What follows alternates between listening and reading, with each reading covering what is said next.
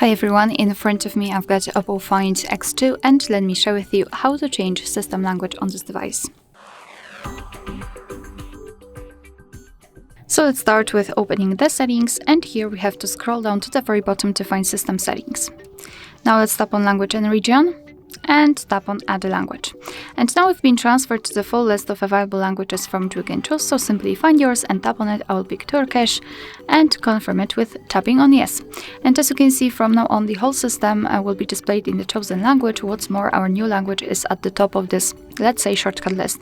If you've got more than one language added here, just like me, I've got Turkish and English, we can quickly change them by reordering the languages. So just tap on the language, hold it, and then drag it to the first position.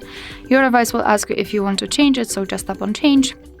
And from now on, we've got the second language applied. Of course, you can also remove the languages from this list. Tap on the three dots icon in the right upper corner and tap on edit. Now mark the language you want to remove and tap on delete.